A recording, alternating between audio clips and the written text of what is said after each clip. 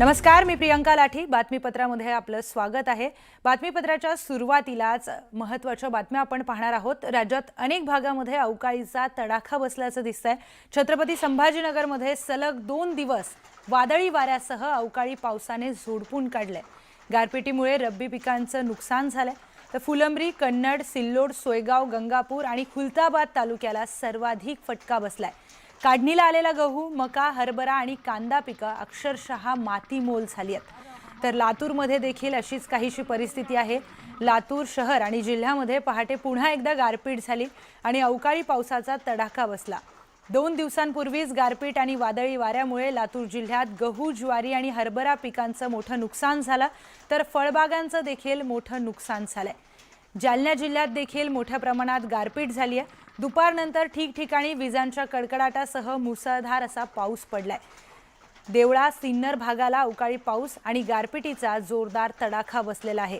वादळी वाऱ्यामुळे उमराणे, वाखारीसह इतर गावातील आमराईला फटका बसून कैऱ्या गळून पडल्यात. वादळी वाऱ्यासह झालेल्या मुसळधार पावसामुळे सोलापूरमध्ये देखील द्राक्षबागांचं मोठं नुकसान झालेलं आहे. उत्तर सोलापूर तालुक्यातील पडसाळी येथील शेतकऱ्याची तब्बल 3 एकर द्राक्षबाग ही भुईसपाट झाली आहे. त्यामध्ये अंदाजे 50 ते 60 लाख रुपयांचं नुकसान झालंय.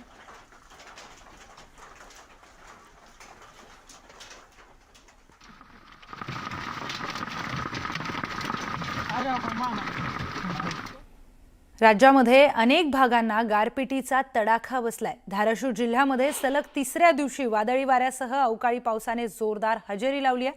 तुळजापूर तालुक्यातील अनेक भागात पावसाने तडाखा दिलाय. त्यामुळे रब्बीतील काढणीस आलेल्या आणि काढून ठेवलेल्या पिकासह फळबागांना याचा मोठा फटका बसलाय. अहिल्यानगर जिल्ह्यातील ढवळपुरी गावात अवकाळी पाऊस आणि जोरदार गारपीट झाली आहे. या गारपिटीमुळे कलिंगड, कांदा, गहू तसंच जनावरांच्या चाऱ्यासह अनेक पिकं पूर्णपणे उद्ध्वस्त झाली आहेत. धुळ्यातील शिरपूर तालुक्याला अवकाळी पावसाने झोडपून काढलंय. साक्री तालुक्यातील कासारे, पेचपूर शिवारामध्ये वादळी वाऱ्यामुळे पावसाचं मोठं नुकसान तिथे झालेलं आहे. गारपीट आणि अवकाळी पावसाचा सर्वाधिक फटका हा रब्बी हंगामातील गहू, हरभरा, कांदा पिकांना बसलाय. तर बीड जिल्ह्यामध्ये देखील कालपासून अवकाळी पावसाने कहर केलाय. विजाच्या कडकडाटासह वादळी वारा आणि गारपिटीमुळे फळबागा आणि शेतीचं प्रचंड नुकसान झालंय. बीडच्या केस तालुक्यातील कोरडेवाडी, काशीदवाडी परिसरामध्ये काल झालेल्या गारपिटीमुळे डोंगर दऱ्यांमध्ये गारांचा खच पाहायला मिळालाय.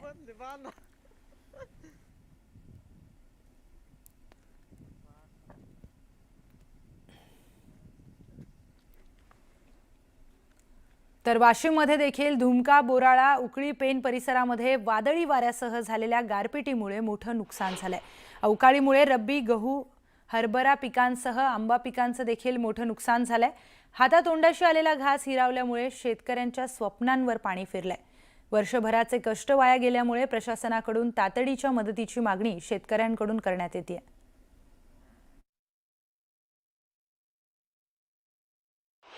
हरभरा आमची नुकसान झाली, हे भरपाई सरकार करायला पाहिजे म्हणून ही विनंती आहे आमची.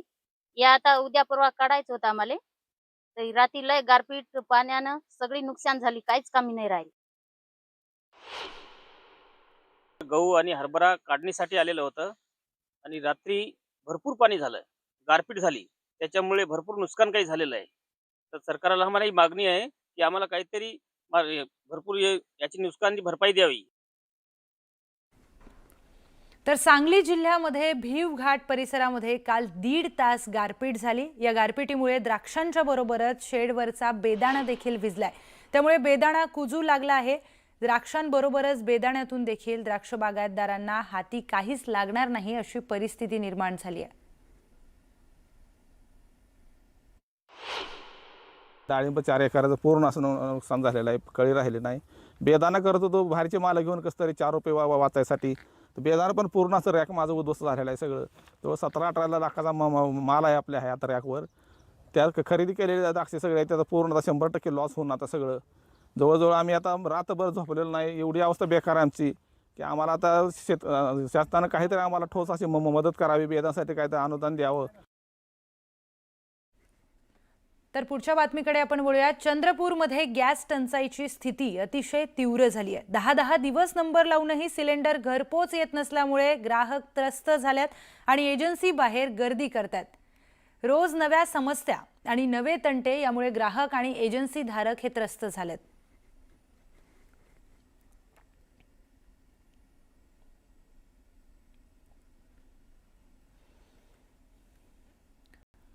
तर अवकाळी पावसाचा तडाखा हा परभणी जिल्ह्यालाही बसलाय। परभणी जिल्ह्यामध्ये अवकाळी पाऊस आणि वादळी वाऱ्याचा फटका शेतकऱ्यांना बसलाय। यामध्ये उन्हाळी ज्वारीचं मोठं नुकसान झालंय। जिंतूर तालुक्यातील सोन्ना आणि परिसरामध्ये अवकाळी पावसामुळे हातातोंडाशी आलेले ज्वारीचं पीक पूर्णपणे आडवं झालंय। सरकारने पंचनामे करून शेतकऱ्यांना मदत द्यावी अशी मागणी शेतकऱ्यांकडून केली जाते। काल झालेली अतिवृष्टी, चक्रीवादळ, वादळ यामुळे झालेले शेतकऱ्याचं अतोनात नुकसान, त्यामध्ये ज्वारी असेल, गहू असेल, आंबा असेल, फळबागा वगैरे असं त्याच्यामध्ये 2 एकर माझी ज्वारी होती। दोन्ही एकर संपूर्ण सपाट झालेली जमीन उद्ध्वस्त। तर काल प्रशासनाला आम्ही फोन करून विनंती केली की पंचनामे करा सर। आज या पंचनामे करायला कुणीही आलेलं नाही अद्याप। राज्य सरकार देत होतं। वैयक्तिक तक्रारीमधून शेतकऱ्याचं नुकसान झालं तर त्याची भरीव मदत येत होती, परंतु आज वैयक्तिक तक्रारी शिल्लक राहिलेल्या नाहीत। वैयक्तिक तक्रारच त्या ठिकाणी करता येणार नाही अशा प्रकारची योजना बंद पाडून राज्य सरकारने शेतकऱ्याचं नुकसान केलेलं आहे। राज्य सरकारला माझी विनंती आहे की जे काही नुकसान झालेलं आहे त्याचे तात्काळ पंचनामे करण्याचे आदेश द्यावेत आणि पीक विमा योजना पूर्ववत करावी। तर जालन्यातील घनसावंगी तालुक्यातील रांजणी परिसरामध्ये अवकाळी पावसामुळे शेती पिकांचं मोठं नुकसान झालंय। जिल्ह्यामध्ये 2 दिवस अवकाळी पावसाचा इशारा हवामान विभागाकडून देण्यात आलेला होता। त्यानुसार जालन्यामध्ये मुसळधार पाऊस झालाय। तर अनेक भागामध्ये वादळी वाऱ्यासह गारपीटही झाली आहे, त्यामुळे शेती पिकांचं मोठं नुकसान झालंय।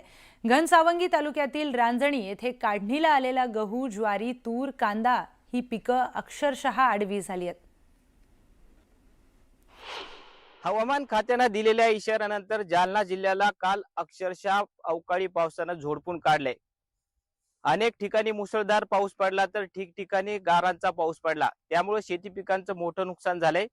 मी सध्या जालना जिल्ह्यातल्या घनसावंगी तालुक्यातील रांजणी या शिवारामध्ये आहे आणि आपण जर बघितलं तर माझ्या मागे हा गव्हाचा प्लॉट आहे आणि गव्हाचं पीक अक्षरशः हा आडवं झालेलं आहे, पूर्ण झोपलेलं पीक आहे।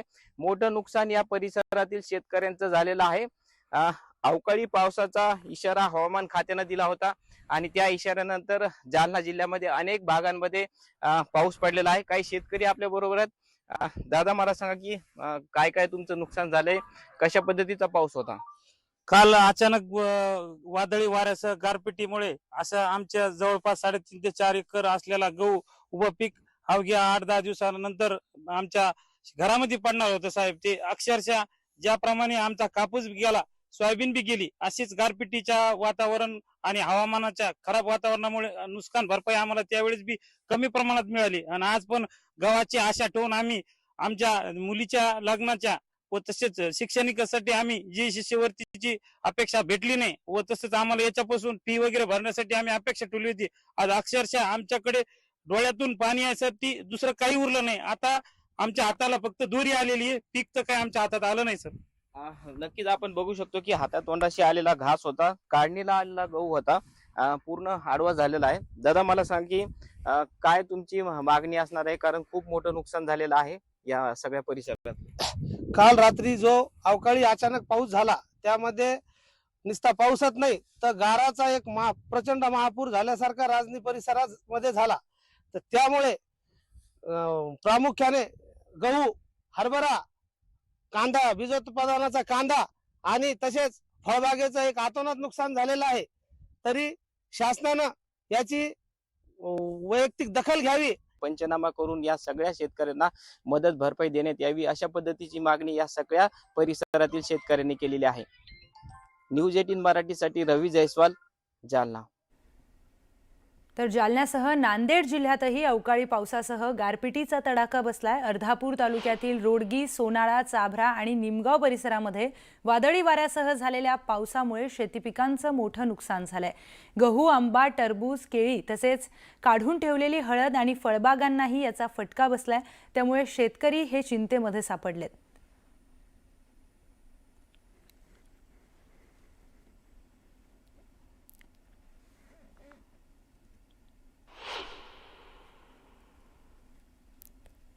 गारा वारं एकदाच आलं, आतरण असं पूर्ण झालं। अशा केळी 2 एकर केळी आहे अशी पूर्ण, आता 5-6 लाख रुपयाची केळी व्हायची, याच्यामध्ये काहीच नाही। 50,000 होईना, आता एकरी 1 लाख रुपये खर्च झाला केळीला। असं 4 डोस झाले आतापर्यंत, सोडणं खतं चालू होतं, आता काहीच होत नाही याच्यामध्ये।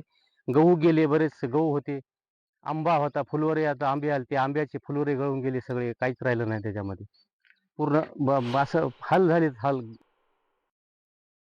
करडी गाव सोनाळा, कालच्या वादळी वाऱ्यामुळं 4:45 वाजता वारा, पाऊस, गारा त्याच्यामध्ये ज्वारीचं नुकसान झालेलं आहे आणि केळीचं पण झालंय, हळदीचं झालेलं आहे आणि गव्हाचं पण झालेलं आहे। एवढं झालेलं आहे की नुकसान की एकदा एकरी 20,000 रुपये ज्वारीचा खर्च झालेला आहे, ते पण निघायला तयार नाही। आता काय करणार याच्यामध्ये? पूर्ण पूर्ण ज्वारीला प्लॉट आडवा पडलेला आहे। तर धाराशिव जिल्ह्यामध्ये गेल्या 2-3 दिवसापासून अवकाळी पावसाने हजेरी लावली आहे। या पावसाचा काढणीला आलेल्या गहू शेतीला चांगलाच फटका बसलाय। शेतातील संपूर्ण गहू भुईसपाट झाल्यामुळे शेतकऱ्यांना त्याचा आर्थिक फटका बसलाय।